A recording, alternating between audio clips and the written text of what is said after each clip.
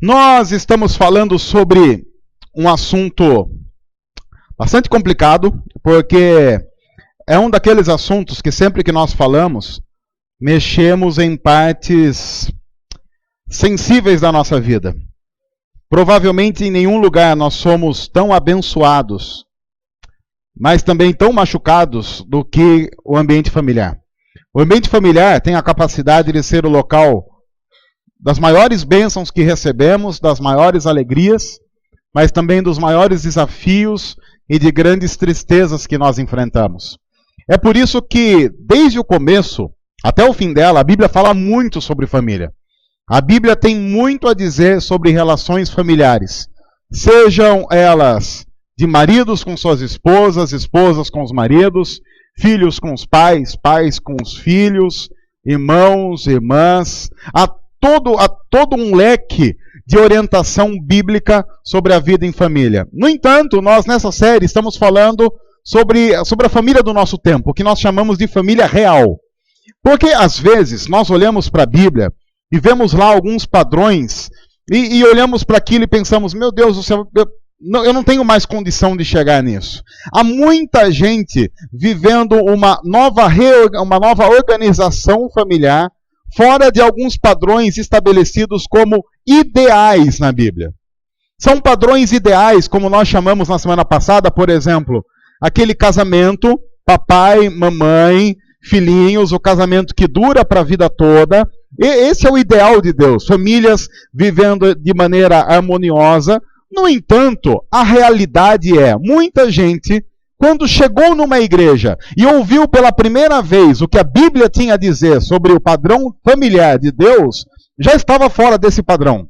Já estava num segundo, terceiro casamento. Muitos chegam numa determinada igreja e são mães solteiras, pais solteiros. Há uma série de acontecimentos que fazem parte da realidade da vida de muitas pessoas.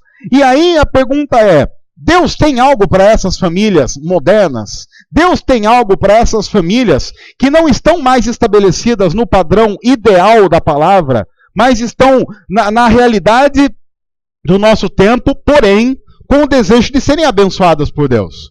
Nós partimos do pressuposto que, sim, Deus pode abençoar essas famílias.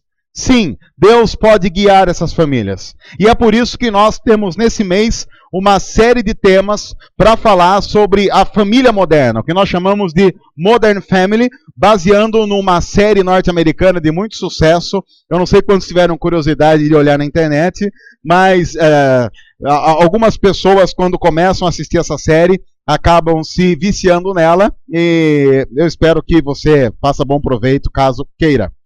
Nós vamos falar hoje sobre o tema que é o papéis e responsabilidades. Há uma série de papéis estabelecidos na Bíblia e há uma série de responsabilidades estabelecidos na Bíblia, independente da sua formação familiar. No entanto, há alguns pressupostos do nosso tempo que vão lutar contra uma família com bons princípios. E eu vou falar algumas frases que talvez, se você não falou, você já deve ter ouvido ou visto em algum lugar, que são alguns pressupostos de vida que as pessoas vivem, inclusive em suas famílias. Uma frase que você nunca disse, mas essa eu peguei apenas a título de curiosidade. É a primeira frase, que é: ninguém manda em mim. Eu sei que você nunca disse isso. Por quê? Porque, claro, essa não é uma frase cristã, porque não existe uma vida sequer em que ninguém, pelo menos em alguma circunstância, mande. Eu acho muito interessante quando eu vejo cristãos dizendo assim, ninguém manda em mim. E a Bíblia diz que nós somos servos de Deus. Então, quando um cristão diz ninguém manda em mim, a gente já sabe muito bem como é que anda a espiritualidade do cara que está falando um negócio desse. Mas você concorda comigo que é um estilo de vida do nosso tempo? O estilo de vida é, eu mando. Ninguém manda em mim. Ninguém tem autoridade sobre a minha vida. Outra coisa, ninguém tem nada a ver com a minha vida. Está intimamente ligado ao primeiro, mas geralmente é a segunda frase. Então, geralmente alguém fala, ninguém manda em mim, porque ninguém tem nada a ver com a minha vida. Ora, essa frase é tão mentirosa, porque em que mundo essa pessoa que diz uma frase dessa vive? Em que mundo é possível que ninguém tenha nada a ver com a sua vida? Sempre há pelo menos alguém que tem alguma coisa a ver com a sua vida. Terceiro, a vida é minha e eu faço dela o que eu quero. Alguém já falou isso? Não vou perguntar se alguém falou isso, porque todo mundo já foi adolescente. A vida é minha e eu faço dela o que eu quero. A vida é minha. Para a vida ser sua, você teria que ter mandado e comandado o dia que você nasceu e o dia que você vai morrer. Aí sempre que eu falo isso, o pessoal fala assim, mas se eu me matar-me, aí então eu vou comandar o dia que eu vou morrer. Teve um cara aqui em Piracicaba que, tentando se matar, pulou do 15º andar de um prédio em construção. E não morreu. Não morreu. O sujeito lá não morreu. É incrível. É a terceira vez que ele tentou se matar. E está andando por aí. É incrível. É incrível. Você não tem garantias que você vai conseguir se matar. Mas se eu pular de um prédio de 30 andares. Bom, eu vou ter que ir a outra cidade, então. O cara pula de um prédio de 15 andares e você pensa, já foi. Mas ele caiu em cima de uns tapumes. Aí a pessoa fala assim, mas caiu em cima de tapume. Tem gente que caiu da escada no primeiro degrau e morreu. Porque a pessoa bateu, não sei o quê, aí deu um negócio, pneumonia, morreu. O que leva ao quarto ponto. O corpo é meu. Você já deve estar lembrando daquelas passeatas.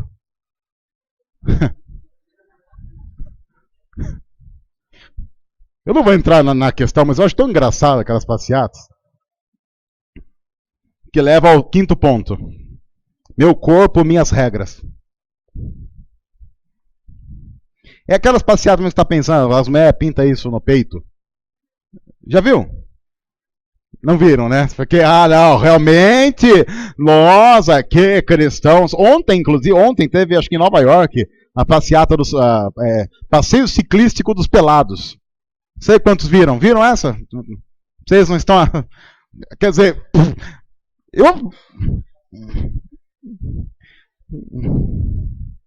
Mas...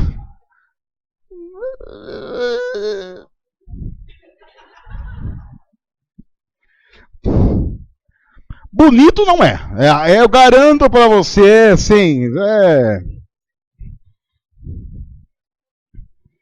Quero ver o dia que pastores resolverem fazer esse protesto. Pensou que coisa horrível? Você notou como essas frases têm em comum uma coisa? São absurdamente egoístas.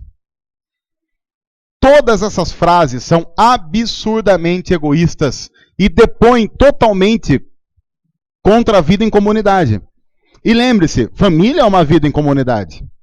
Para que a vida familiar ocorra de maneira minimamente aceitável, você tem que estar disposto a viver em comunidade. Viver em comunidade significa relacionamento, abrir mão de algumas coisas, ter a noção de que nem sempre a palavra final é sua. Você tem que ceder. Alguns mais antigos falam que para que um relacionamento familiar dê certo, você tem que estar disposto a engolir quilos e quilos e quilos de sal.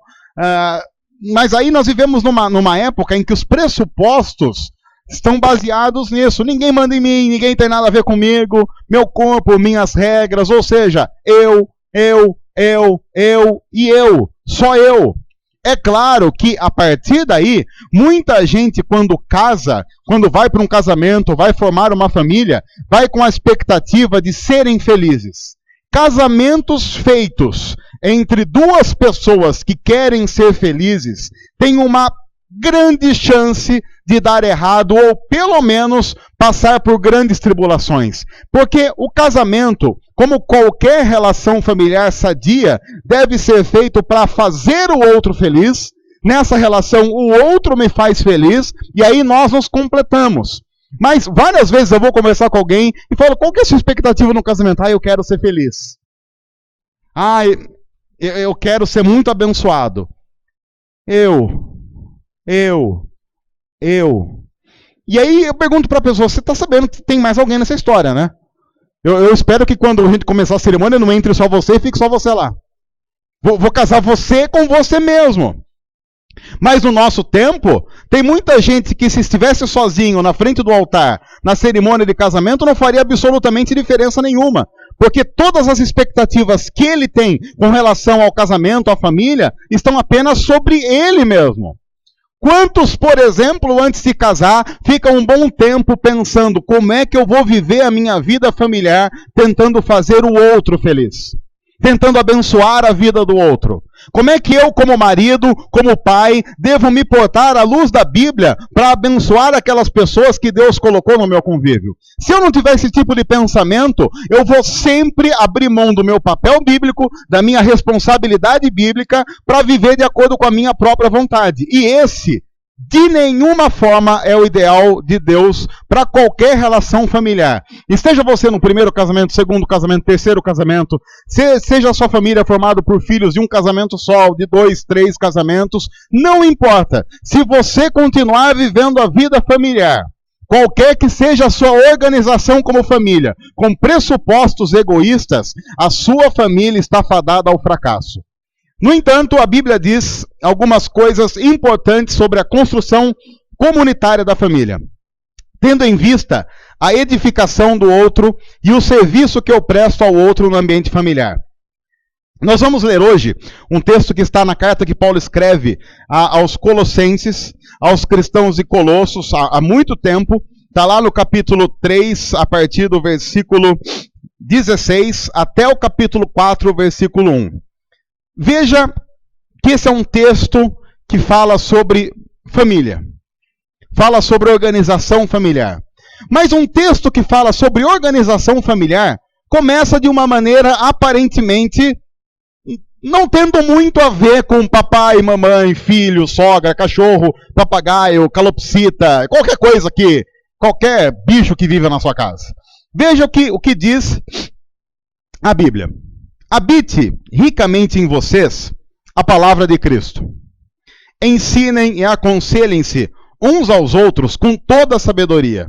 E cantem salmos, hinos e cânticos espirituais com gratidão a Deus em seus corações. Tudo o que fizerem, seja em palavra ou em ação, façam-no em nome do Senhor Jesus, dando por meio dele graças a Deus Pai. Esse texto é quase que um tipo de abertura, uma introdução, um interregno do que vem a seguir, do que ele vai falar a seguir na relação familiar. Aí, o que nós precisamos entender é que se nós não tivermos como princípio isso que vocês viram, não há nada, não há absolutamente nada que possa acontecer para abençoar a nossa família. Ele diz: habite ricamente em vocês a palavra de Cristo. Habite ricamente em vocês a palavra de Cristo. Por quê? Deixa eu dizer uma coisa desde o começo para ficar bem claro. Qual é o maior problema familiar da história? Alguns vão dizer, os homens. Outros vão dizer, não, claro que as mulheres. Alguns vão falar que o que estraga um casamento, uma família, são filhos. Outros vão falar que é a ingerência da família. O pai, a mãe, sogra. Há uma série de respostas possíveis para aquilo que estraga um relacionamento familiar. No entanto, quando nós falamos, por exemplo, que o que estraga o relacionamento familiar é, por exemplo, a teimosia do homem, ou então algumas posturas femininas, ou qualquer outra coisa, você precisa lembrar que nós estamos atacando um sintoma. Porque o problema da família é um só: pecado. O problema da família é que você pega um cara pecador, uma mulher pecadora, que geram filhos pecadores, até o cachorro vira pecador, porque ele é desobediente. Você pode notar que qualquer que seja o animal que mora na sua casa, há marcas do pecado na vida dele. Ele é um pecador por excelência, ele tá em descontrole. Lembre-se que não dá para a gente continuar a analisar a nossa família se você não lembrar que você é alguém que tem problemas com pecado. Ora, deixa eu definir um pouco pecado. Pecado é o seguinte: pecado é tudo o que Deus disse para não fazer e você faz. Ou então o que ele disse para você fazer e você não faz. Então, há uma série de ordenanças na Bíblia, de Deus dizendo como é que ele gostaria que nós vivêssemos a vida. Todas as vezes que nós desobedecemos essa ordem de Deus, isso significa um pecado. Pecado nada mais é do que andar do jeito que Deus não gostaria que nós andássemos. Lembre-se que a base disso, para mim, quando a gente vai para Gênesis, Gênesis é um texto muito rico, porque Gênesis fala daquela criação de Deus. Lembram da história do Jardim do Éden, Adão e Eva? No mundo que nós vivemos, as pessoas discutem muito se era Adão e Eva mesmo, se era o homem pré-histórico. No entanto, veja que o texto não dá resposta para isso, porque não é a ideia do texto falar exatamente sobre isso. O que o texto de Gênesis quer dizer é que Deus criou todas as coisas perfeitas. Era tudo bom.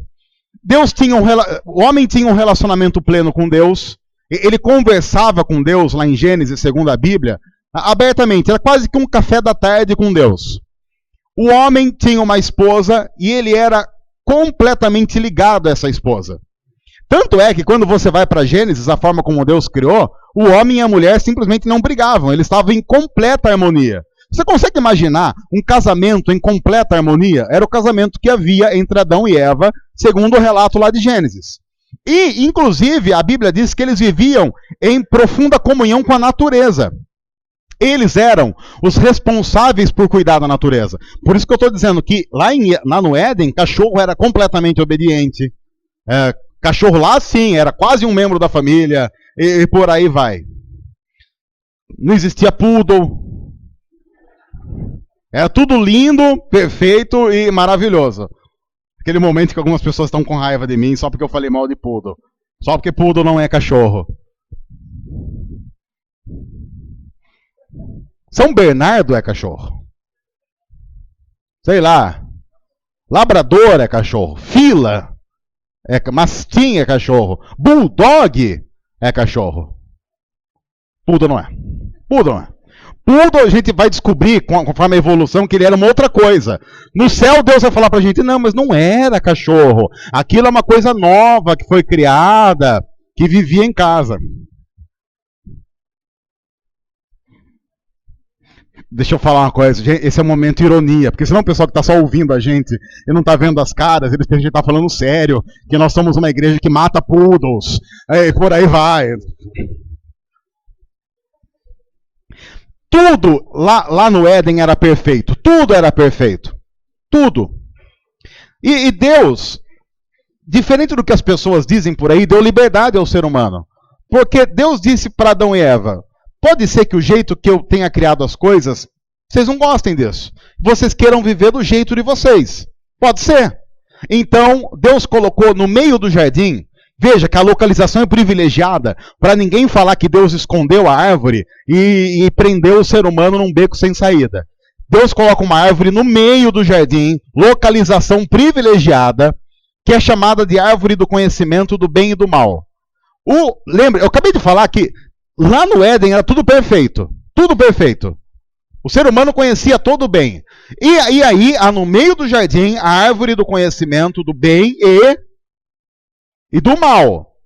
O ser humano já conhecia o bem. O próprio nome da árvore já dá uma ideia do que está por vir.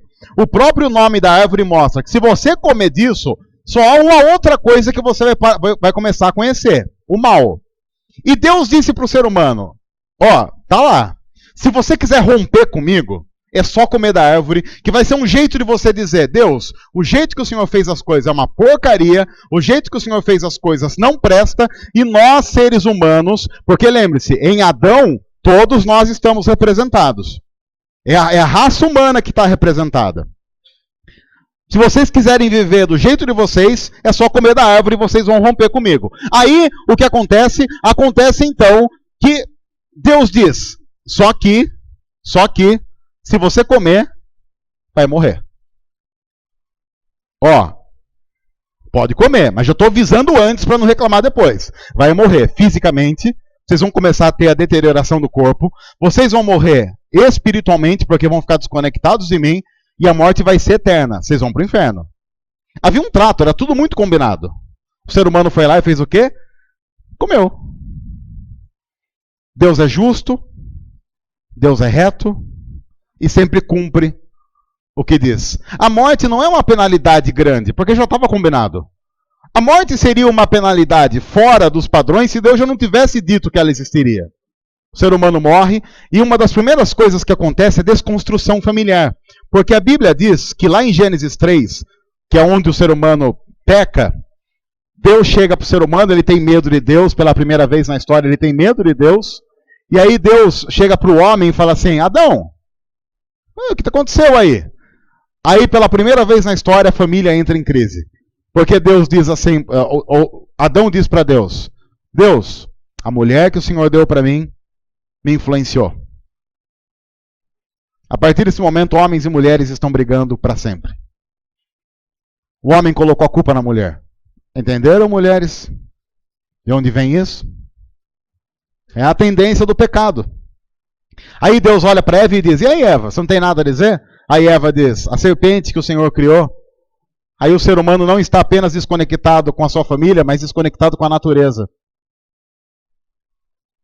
O ser humano perdeu todo tipo de bom relacionamento. O problema das nossas famílias, como o problema de toda a humanidade, é pecado. É o que nós sofremos por causa do nosso erro. A Bíblia diz que a partir de então o pecado faz parte do nosso DNA. Não é algo que nós escolhemos apenas. Faz parte da nossa essência. É por isso que a Bíblia diz que não há nada que eu possa fazer para resolver essa parada, porque tudo que eu faça está manchado pelo pecado. É como se você tivesse as mãos completamente sujas de graxa e alguém desse para você uma folha em branco e você tem as mãos manchadas de graxa, alguém dá para você uma folha completamente em branco e diz assim, eu preciso que você entregue para determinada pessoa essa folha, mas ela não pode estar suja. No entanto, você tem que levar com as suas próprias mãos, não pode usar luva, tem que levar com as suas mãos. Você sabe que é impossível, a partir daquele momento, qualquer toque que você dê naquela folha vai manchar a folha. Ela nunca vai chegar no destino do jeito que deveria chegar. É assim a nossa vida com Deus, manchada pelo pecado. Nunca vai chegar diante de Deus de uma tal forma que Deus olha e diz, está perfeito como eu sou perfeito. É por isso que a Bíblia diz que Deus, como prova de amor, manda o Deus Filho em nosso lugar. Se Adão é o representante da humanidade que acabou com tudo, agora Jesus é o Deus que se torna homem, porque quem pecou é humano. Quem precisa resgatar a humanidade também tem que ser humano. Só que a Bíblia diz que ele nasce de uma virgem, ou seja, ele não tem essa linhagem pecaminosa. O DNA dele não é manchado pelo pecado, ele nunca peca, ele é homem e Deus ao mesmo tempo, e isso fica claro no próprio desenvolvimento do ministério dele. A Bíblia diz que ele é perfeito, ou seja, ele não tem as mãos manchadas. Então qualquer folha em branco que você entregue para ele, ele pode manusear aquilo e entregar para Deus completamente em branco, sem mancha nenhuma. É por isso que a Bíblia diz que o sacrifício de Jesus e não o nosso, Deus aceita. A Bíblia diz que, como nós pecamos, morremos. É o pagamento que recebemos do pecado. Jesus não peca e por isso não deveria morrer, mas ele é o nosso substituto. Ele diz, essa galera toda aqui, ó, pastor, membro, qualquer pessoa, não serve para pagar o preço do pecado deles. A morte deles não adianta em absolutamente nada. É por isso que Jesus é colocado na cruz como sacrifício. A Bíblia diz que todos os nossos pecados, passados, presentes e futuros, foram lançados sobre ele e ele pagou aquilo. Se o salário do pecado, o pagamento do pecado é a morte, Jesus morre em nosso lugar e paga o preço. Ele pagou o preço. Está pago. Não há mais pecado. Está pago. A prova de que não há mais pecado é que no domingo de manhã, 3 dias depois da morte dele, ele ressuscita. Porque se o salário do pecado é a morte, onde não há mais pecado, não há mais morte. É Deus aceitando a folha em branco e nos olhando a partir de então através de Jesus. Mas não se esqueça, quando a Bíblia diz, habite ricamente em vocês a palavra de Cristo, está começando com um pressuposto. Família só dá certo quando passa por Jesus. Qualquer coisa que nós vamos dizer a partir de agora, deixa eu dizer com muita seriedade para você. Se você não está disposto a colocar a sua família debaixo da cruz, não vai funcionar. Não vai dar certo. Esqueça. Sabe aqueles livrinhos, os 7 passos para a vida familiar abençoada? Só há um passo para a família familiar abençoada. Só um. É colocar a família aos pés da cruz. Só um. Não há 7 passos para uma família legal. Há um passo, que é entregar a nossa família para Jesus. Só um. No entanto, o texto vai continuar, já mexendo com algumas mulheres. Veja a continuação do texto para aqueles que estão dispostos a colocar a vida debaixo da cruz. Mulheres, sujeitem-se a seus maridos como convém a quem está no Senhor. Antes de você brigar comigo, querer me matar, querer atirar, ou ao invés de pichar aqui à frente, pichar a minha cara, deixa eu dizer algumas coisas a respeito do texto bíblico. Por quê? Porque lembre-se que o texto da sujeição feminina aos seus maridos está no contexto anterior que nós acabamos de dizer. Paulo está partindo do pressuposto que uma mulher que sujeita-se ao seu marido, ou seja, eu acho que tá em parênteses aí, dá um toque só pra gente, Filipão, por favor, que é algo como concordar com os rumos que o marido está dando à família. Sujeição bíblica não é ouvir tudo que o marido está dizendo e concordar, mesmo quando você tem a plena consciência de que ele não tem razão. Não é aceitar tudo que o marido diz, principalmente quando o marido claramente está em pecado dizendo o que ele está dizendo. Porque senão, se a mulher em tudo, indistintamente, tivesse que ser sujeita ao seu marido, nós continuaríamos fazendo alguns arrombos históricos e a igreja seria conivente quando, por exemplo, uma mulher apanha do marido. Porque se a mulher tem que ser sujeita ao marido em tudo, o que então nós teríamos que dizer para uma mulher que apanha do marido? Olha, você tem que ser sujeita ao seu marido. O que nós diríamos a uma mulher que sofre pressão psicológica do seu marido? Olha, você tem que ser sujeita ao seu marido. Não. O pressuposto do texto é que o marido é um homem temente a Deus, exemplo de homem, marido e pai cristão, que está dando os rumos corretos à sua família, que está direcionando a família em direção a Cristo Jesus. E aí o convite da Bíblia é: mulher, se o seu marido está direcionando a família em direção a Cristo, se o seu marido é um ótimo marido de acordo com a Bíblia, se o seu marido é um ótimo pai de acordo com a Bíblia, se você sabe que tudo que o seu marido está fazendo é em prol da construção de uma família cristã, entre no barco com ele. É isso que a Bíblia está dizendo. Olha, o seu marido é cristão. Você sabe que o seu marido é cristão. Você sabe que o seu marido é um bom homem. Você sabe que o seu marido é um bom pai. Você sabe que o seu marido, com falhas, porque nós temos o pecado em nossa vida, mas você sabe que ele está direcionando a família para o lado certo, de acordo com a Bíblia. Entra no barco com ele. Agora, irmãs, as mulheres que estão aqui, você não teria prazer de entrar num barco com um homem que você ama e que está direcionando a família em direção a Cristo Jesus? Qualquer mulher em sã consciência entraria num barco. Seria a mesma coisa de eu falar para você: olha, você está sabendo que o seu marido fretou um avião e esse avião está indo para Cancún. Ele vai chegar em Cancún. E aí o convite é o seguinte: você tem que entrar nesse avião, mas é o marido que vai pilotar. Que mulher aqui não entraria? Mas o seu marido é um bom piloto, seu marido sabe decolar um avião, sabe pousar um avião, você sabe que ele vai pegar esse avião e vai pousar em Cancún, e vocês vão passar um mês em Cancún all inclusive, com tudo incluído, inclusive tudo, inclusive frutas, rovers, aquela coisa toda. Só que há um porém, olha, só que você não vai poder dirigir, pilotar esse avião. A pilotagem é do marido. Mulheres, vocês entrariam nesse avião ou não? Ou diriam assim: ah, não. Então se ele que vai pilotar, então não vou.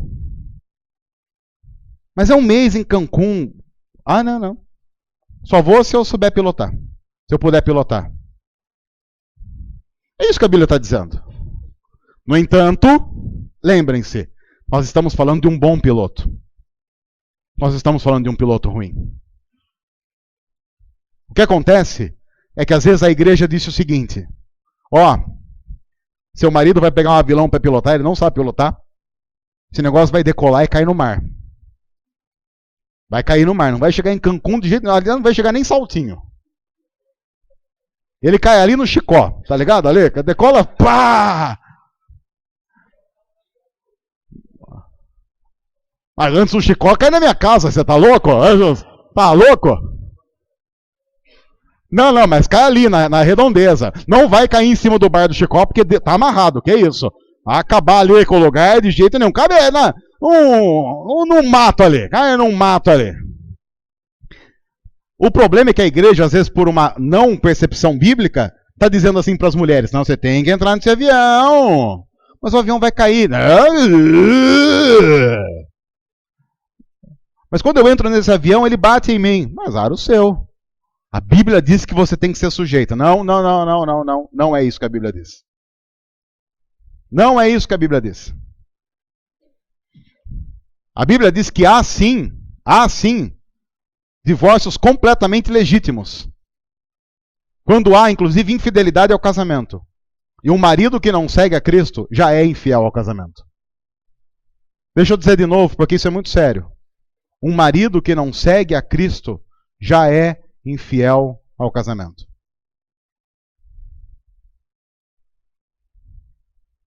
Ah, você está dizendo para a gente pular fora? Dependendo da situação? Aham. Tô.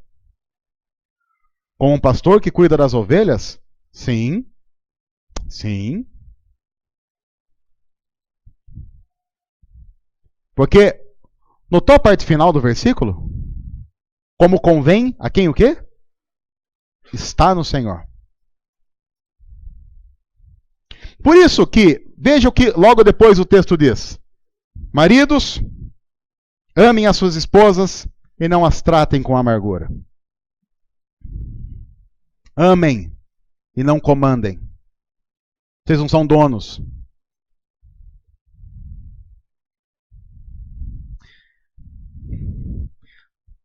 Algumas conversas são fantásticas, né? Eu tenho uma filha de 6 anos, para quem não sabe. Ela estava jantando meia hora antes de vir para cá. Eu estava ali do lado, estava ali lavando a louça, e ela falou assim: pai, você é dono do ajuntamento? Hã? É porque você é o pastor, né? Você não é dono? Não. Eu falei: filha, só há um dono de qualquer igreja no mundo, que é Jesus. Ah, mas é tipo um diretor, então? Aí eu falei para ela, Luísa, Deus é dono de tudo. Jesus é dono de tudo. Inclusive da nossa família. Papai não manda na família, quem manda é Jesus. Ela falou assim, mas como é que Jesus então inventou o ajuntamento? Jesus tinha esse desejo, contou isso para o papai, para algumas pessoas, e aí a gente fez o que Jesus já queria fazer. Então tudo é dele. Ô marido, você acha que você teve a ideia de casar com essa mulher que você está casado? Deus não sabia disso. Aí depois que você casou, Deus olhou lá e falou o registro. Ah, olha que legal. Então o Marquito casou com a Débora. Quem diria, não? O que a gente vai fazer agora com essa irmã aqui? Não, dá um jeito, dá mandar uns anjos lá. Eu não vou falar muito para homens, porque você já sabe o que eu penso sobre isso.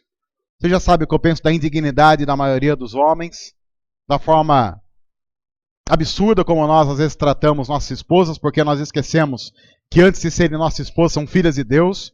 E eu sou pai de 2 meninas, eu sei o que um pai geralmente pensa sobre suas filhas.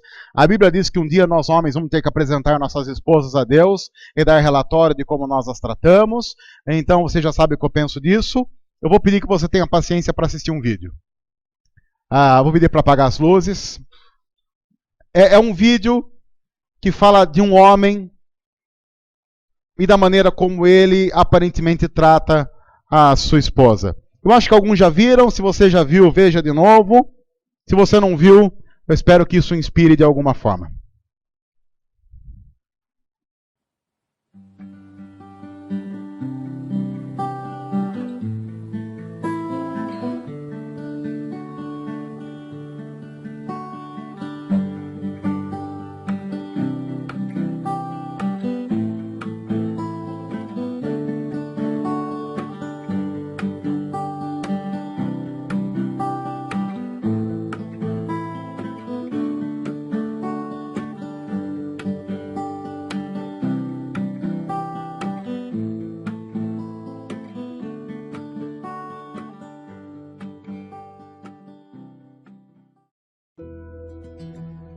Earlier this summer, Green Shoe Studio launched its singer-songwriter contest.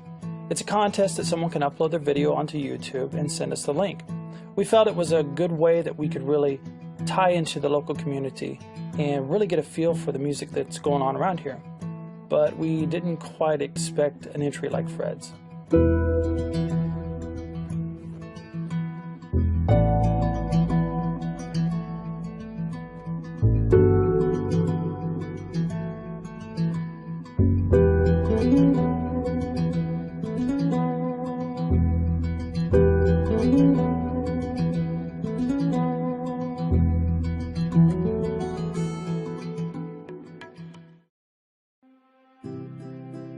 How'd I meet Lorraine? She was a car hop at the NW root beer stand in East Peoria, and she brought the trays to the car. And that was in about 1938. We dated for 2 years, then we married. 26 would have been our 73rd anniversary. She gave me 75 years of her life. Well, she was just prettiest girl I ever saw. Yeah, and she was real timid like, but I just fell in love with her right there. Yeah. What made Fred's entry so special to us was, well, number one, it's an online singer-songwriter contest. People were supposed to upload their videos, but instead of a video, we received a very large manila envelope titled Green Shoe Studio Singer-Songwriter Contest.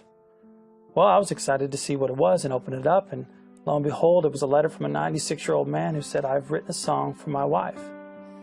He said in the letter that he was not a musician and that he was not actually a very good singer. In fact, on the actual envelope itself, it says, "P.S. I don't sing. I would scare people. Ha ha." So it's a letter from this 96-year-old man. He sounds like a sweet guy.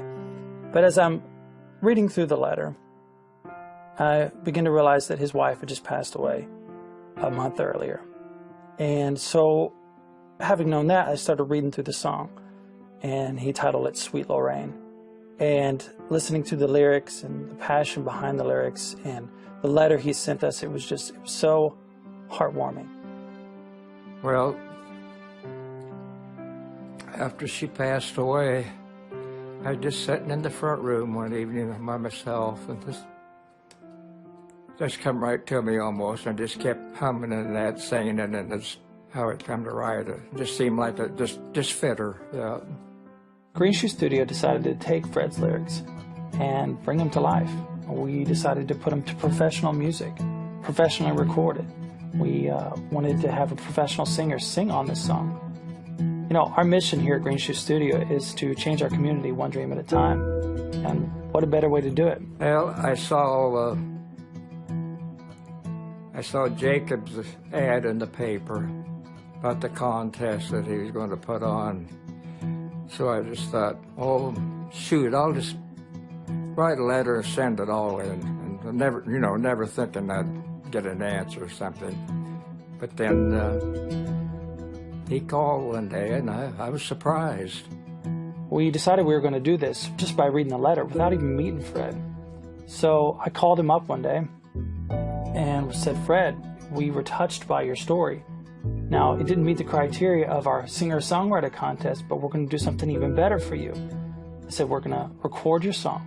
We're going to have professionals do this. We're going to have a professional take so that, it's not just lyrics anymore. It's bringing it to life."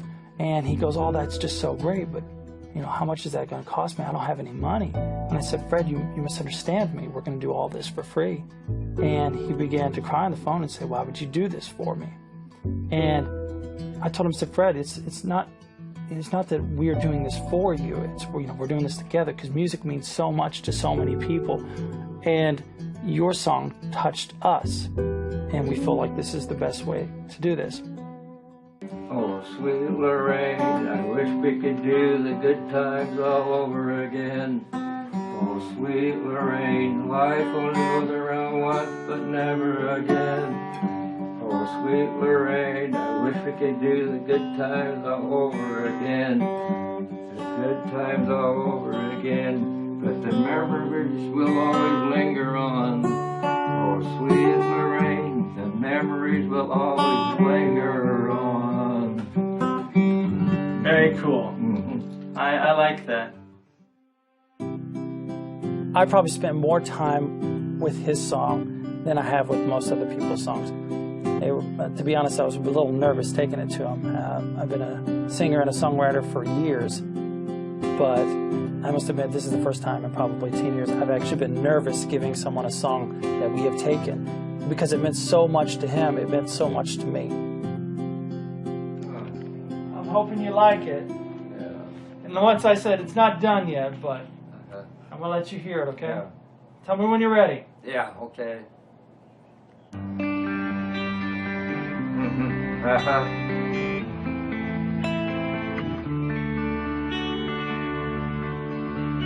Oh, sweet Lorraine, I wish we could do all the good times over again. Oh, sweet Lorraine, life only goes around once, but never again. Oh, sweet Lorraine, I wish we could do all the good times over again.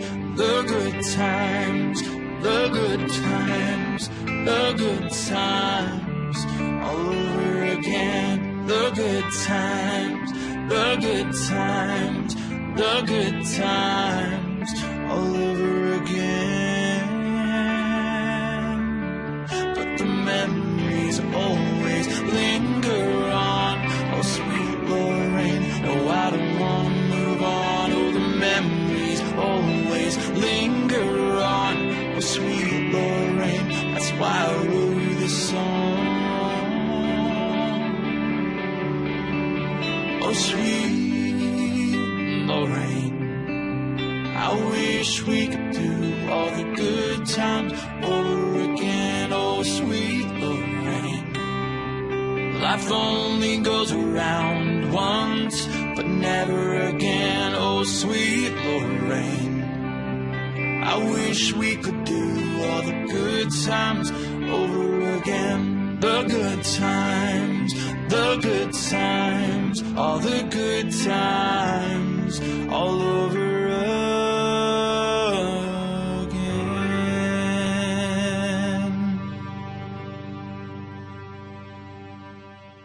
This is wonderful. Good, Just wonderful. good. I'm glad you like it. So glad you like it. It's wonderful. That was a wonderful 75 years that I just often think that kind of unreal, dreaming or something, but it was real. That's all I could say. Real. Yeah. Really, really miss her. Just don't see him right. Yeah, just like a dream. Yeah. Yeah.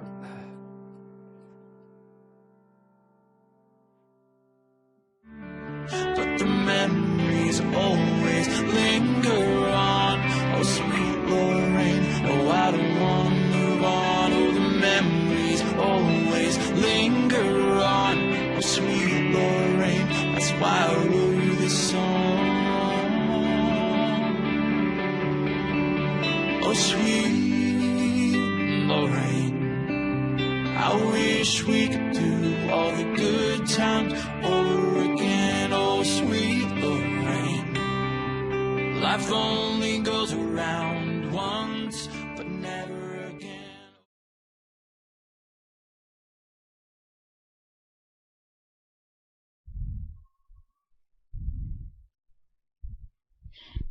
Ok.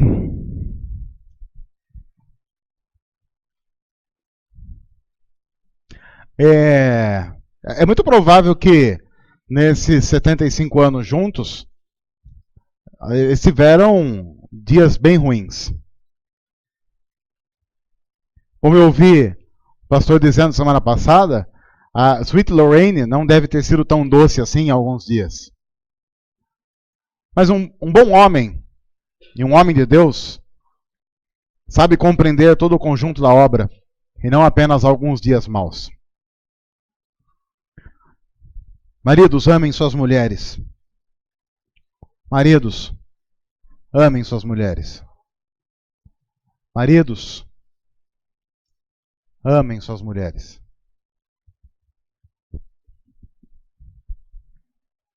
A gente não precisa, talvez, escrever uma letra de música para elas, porque talvez isso deporia contra nós. Mas então, façam da vida uma canção. Façam da própria vida uma canção para suas esposas. Mas a gente tem que continuar, e o texto bíblico continua. Deu para respirar já, ok? A vantagem de quem está na internet é que pode parar um pouco agora e abraçar todo mundo. Abraçar todo mundo. Chama todo mundo, abraça na sala. O texto continua dizendo: filhos, obedeçam a seus pais em tudo, pois isso agrada ao Senhor. Filhos obedecem. Deixa eu dizer de novo, porque isso é tão demodé. Filhos obedecem. Não são pais que obedecem aos filhos. Não há nenhum versículo bíblico dizendo: pais obedeçam aos vossos filhos. Nenhum. Nenhum. Há vários textos bíblicos que dizem: filhos, obedeçam a seus pais. A frase seguinte do texto bíblico diz: pais, não irritem seus filhos, para que eles não desanimem. Lembrem-se que falta de limites irritam os filhos sem que eles notem. Nada irrita mais um filho do que falta de limite. Nada. Pais que não irritam seus filhos não são pais que têm medo que os filhos chorem. Deixa eu dizer uma coisa. Nunca ninguém morreu de choro. Não há nenhum atestado de óbito no mundo em que a causa morte, a não ser que quem atestou e seja burro, que está lá, choro. Ah, chorou, morreu. Do que de choro? Acontece que na nossa sociedade está tudo tão deturpado que a criança chora, há um desespero. Meu Deus, ele está chorando, deixa chorar. E você já notou como quem deixa a criança chorar? Porque, não estou falando assim, a criança cortou os pulsos e está chorando, deixa chorar. Não estou dizendo, a criança caiu, quebrou a perna, está chorando, deixa chorar. Não, sabe aquele... Estão entendendo o choro que eu estou dizendo, né? Você fala assim, porque eu quero comer tal coisa. Não, vai comer arroz. Então toma, meu filho. É quase que baconzitos vira cala a boca. Toma mais um chocolate, pera aí. Tá chorando, toma mais um chocolate. Toma, olha. Porque coitado, o que eu fiz com a minha mensagem? Não, porque fica parecendo que se as crianças choram, alguma coisa ruim está acontecendo com elas.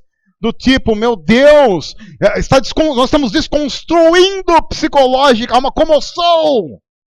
Isso. Nós estamos estragando uma geração. A criança, ela comanda. O que eu quero dizer é que nada irrita mais um filho do que falta de limites. E, consequentemente, como a criança está irritada com aquilo, a criança transparece a irritação, irrita todo mundo com a irritação dela. Todo mundo. Qualquer pessoa aqui que já foi a um restaurante sabe do que eu estou dizendo. A criança da mesa ao lado, que joga comida em você, e a única coisa que os pais sabem dizer, ai, ela é lindinha, né? Não é um demônio. É o erê. Já cantado na música de, como é que é? Cidade Negra, já cantou sobre as crianças. Cidade Negra é um profeta. Que apenas seguiu o nosso grande profeta, Sérgio Malandro, quando cantou que conheceu um capeta em forma de guri. Ele não pode chorar. Pode sim. Pais que não irritam seus filhos não têm medo que eles sejam decepcionados.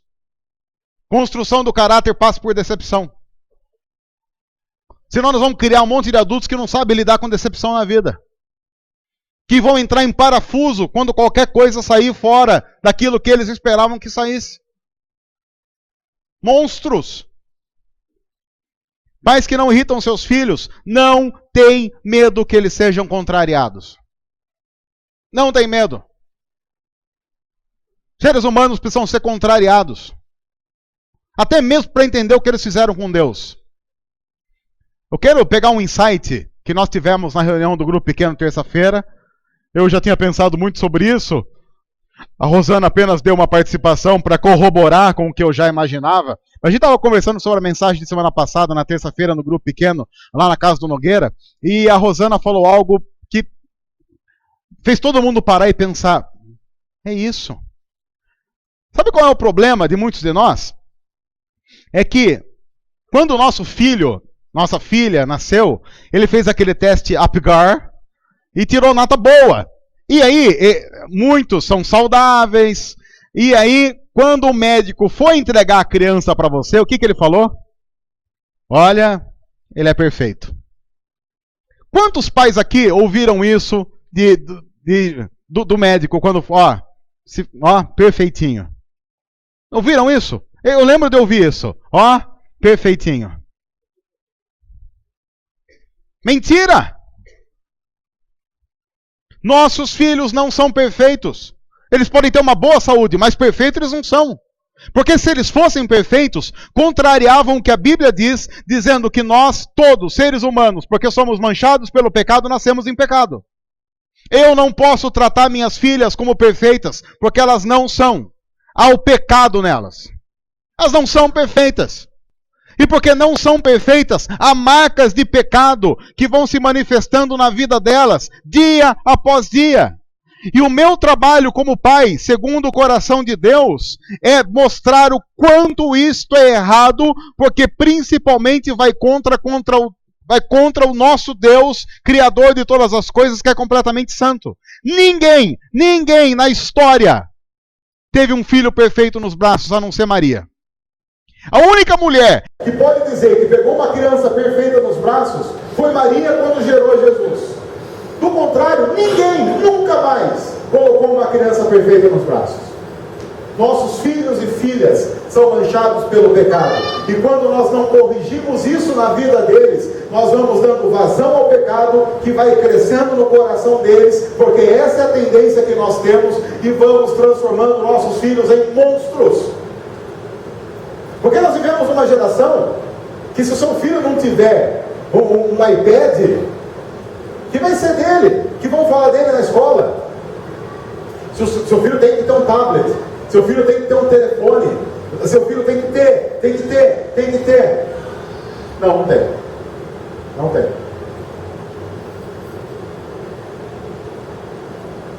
Nossos filhos têm que conhecer Jesus. E o problema é que há muitos pais cristãos dando tudo para seus filhos, menos Cristo Jesus. Eu quero dizer para você, pai que está aqui, está nos assistindo, nos ouvindo, se você está dando coisas para os seus filhos, e eles não conhecem Jesus através de você, você é um pai demoníaco. Eu vou repetir isso. Se você está dando coisas para os seus filhos e não está dando Jesus para eles, você é um pai demoníaco.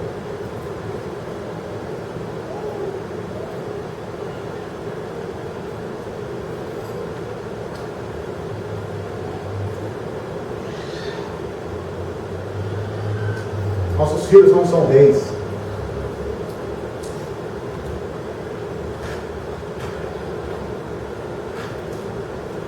E lembre-se que filhos e pais covardes na educação se tornarão covardes no futuro.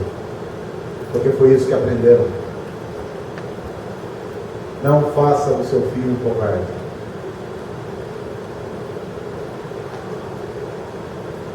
É claro que idiota é aquele que pensa que a correção bíblica tem a ver com espancamento de filho.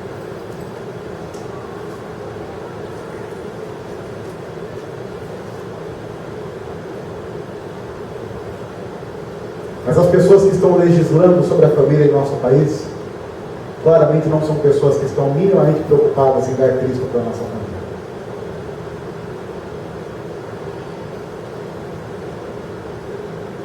E quem não está interessado em colocar Cristo na minha família, não pode legislar sobre ela. Porque quem legisla sobre a minha família é a palavra, que me ensina como pai a amar meus filhos e discipliná-los de acordo com a palavra de Deus. O texto termina dizendo, aí é uma mudança, porque naquela época, quando a gente fala de escravo no nosso país, a gente pensa na senzala, né? A gente pensa na novela Escravizaura. Vocês são velhos. Meu Deus, como vocês são velhos.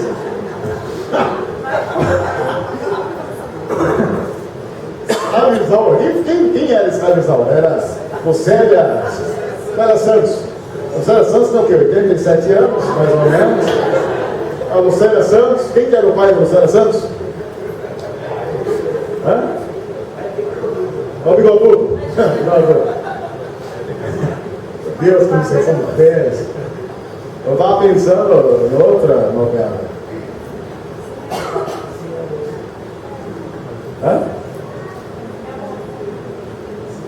Sim, a moça. É a moça. Que é a moça. O Lucélia Santos de novo? Não, o Lucélia Santos fez todas as novelas. É a Lucélia Santos e o tal do Celton Mello lá, que é o Celton Mello, que faz todos os filmes. É o diretor de todos os filmes, e o Wagner Moura, que é o único ator brasileiro. Não tem mais ninguém para fazer filme no mundo. Wagner Moura, é o Lázaro Ramos também, só tem eles. Naquela época, o escravo era praticamente alguém que vivia dentro da família. Ele tinha uma ligação muito próxima com a família, inclusive algumas coisas que o texto bíblico diz a respeito da relação. Mas veja que interessante que Paulo está fazendo uma organização familiar que nós nem consideraríamos hoje. Eu estou dizendo isso para mostrar como a Bíblia não fecha muitas questões com relação a como a família deve ser. Porque ninguém escrever um texto cristão hoje teria a mínima condição de colocar escravo dentro do texto que fala sobre relação familiar. Mas Paulo, conhecendo o seu texto, o seu tempo, fazendo uma exegese no seu tempo, contextualizando para o seu tempo, ele trata de questões inerentes ao seu próprio tempo. Escravos, obedeçam em tudo aos seus senhores terrenos, não somente para agradar os homens quando eles estão observando, mas com sinceridade de coração, pelo fato de vocês temerem ao Senhor. Tudo que fizerem, façam de todo o coração, como para o Senhor e não para homens, sabendo que receberão do Senhor a recompensa da herança. É a Cristo, Senhor, que vocês estão servindo. Quem cometer injustiça, receberá de volta injustiça, e não haverá exceção para ninguém. E veja o que ele diz: senhores, deem a seus escravos o que é justo e direito, sabendo que vocês também têm o Senhor no céu. Quem quer padronizar a família e fechar a questão literal a partir do texto bíblico tem que ter escravo? Está no contexto bíblico de família. Olha, amor, como a Bíblia está dizendo, nós temos que ter escravos obedientes e dar o que é justo e direito. Você notou como a Bíblia não fecha algumas questões? Ela diz, a partir da construção familiar que você tem hoje, dentro, é claro, de limites bíblicos, algumas reordenações familiares são inevitáveis. No entanto, a Bíblia deve ser a norma de conduta para todas elas. Eu acho que eu escrevi essa frase. Passa um para a gente aí, Felipe, por favor. Lembre-se disso. Dentro de limites bíblicos, claro, porque a gente não vai querer estuprar a Bíblia para fazer qualquer coisa, algumas reordenações familiares que são inevitáveis. E nós falamos sobre elas na semana passada. No entanto, a Bíblia ainda deve ser a norma de conduta para todas elas. Como está a sua família hoje? Talvez ela esteja fora de um padrão estabelecido, mas o convite é que a partir de agora você conduza a sua família dentro de normas bíblicas. É um olhar muito mais gracioso para como a palavra trata a nossa realidade. Eu não sei talvez o que Paulo escreveria no lugar de escravos, como pessoas que fazem parte dessa reordenação familiar. Eu não sei qual seria a leitura que o apóstolo Paulo faria escrevendo para famílias hoje. sei o que o apóstolo Paulo, inspirado pelo Espírito, escreveria se ele estivesse escrevendo esse mesmo texto para a nossa igreja em 2014. Mas o que eu sei é que ele diria: em todas as relações familiares, sejam elas quais forem, a Bíblia deve ser a norma para cada uma. O que define o que deve ser feito, o que não deve ser feito, o que pode, o que não pode, quando pode, como pode, é a Bíblia. Não a nossa cultura, não a nossa vontade, não o que nós achamos correto. Porque nós precisamos compreender de uma vez por todas que Deus tem planos para a nossa família dentro desses papéis e responsabilidades que nós vamos assumindo. O que eu gostaria de lembrar a todos aqui é que, independente da forma como você é família, você tem papéis e responsabilidades que precisa aprender na Bíblia. Veja que o texto falou de marido, mulher, filho, pai, escravo. Aí já você pode colocar agregado, pode colocar quem você quiser. Eu sei quem mora na sua casa. Mas o que eu gostaria que você estabelecesse mora dentro da sua casa, o padrão tem que ser bíblico. É a sua família, o padrão tem que ser bíblico. Nós não podemos usar uma reordenação familiar para uma reordenação daqueles que querem ou não seguir a Bíblia. Não. Lembre-se do que nós dissemos na semana passada: eu e a minha casa serviremos ao Senhor. Eu e a minha casa serviremos ao Senhor.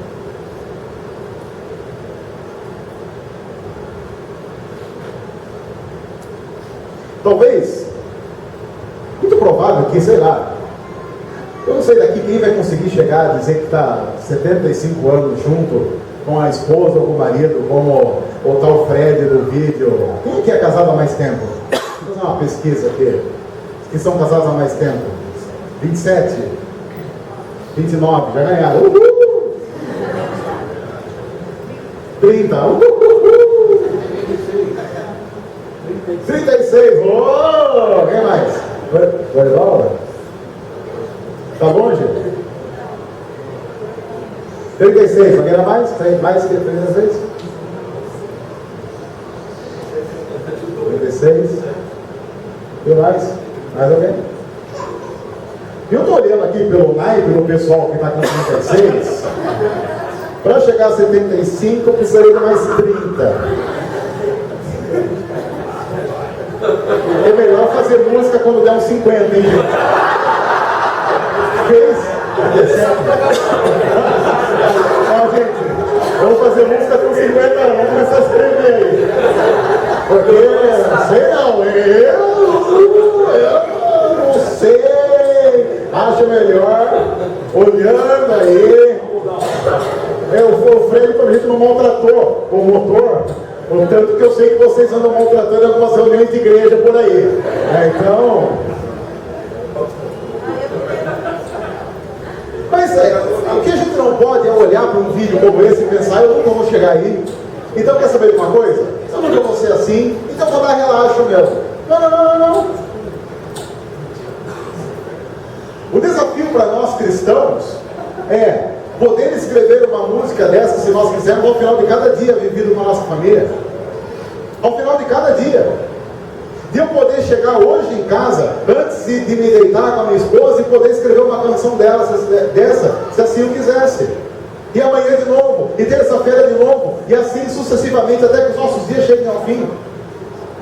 Eu não posso afirmar quanto tempo o meu casamento vai durar. Eu não tenho essa condição. Até porque eu não posso afirmar quanto a minha vida vai durar. Nós não temos controle sobre as circunstâncias da nossa vida. Mas há algo que nós somos convidados a fazer diante de Deus: usar a Bíblia como norma para o nosso relacionamento. A Bíblia precisa ser a norma para o nosso relacionamento. Nossa família precisa fazer parte de uma comunidade de fé. Nossa família precisa ser ensinada sobre a família maior, no contexto da graça de Deus, da ação de Deus. Porque esse é o padrão dele. Porque esse é o padrão dele. E é o padrão dele que nós, como famílias, devemos seguir. Esse é o nosso papel e a nossa responsabilidade. Nós vamos terminar orando mais uma vez, assim como nós fizemos semana passada. E mais uma vez você vai orar com quem está ao seu lado dessa família. Mais uma vez, se você está sentado ao lado de alguém da sua família, você vai orar com ele. Se você está longe, procura ele onde ele estiver, aqui. Sai correndo, vai para casa.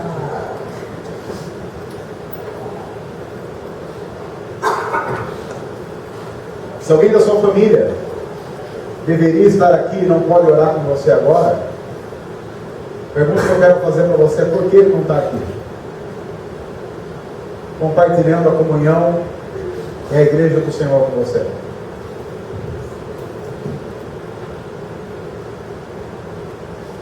A gente vai orar junto. Você não precisa orar em voz alta, ora da forma como você quiser. Apenas eu vou pedir que você pegue na mão de alguém da sua família que está aqui, e você vai orar por ele. Tá bom?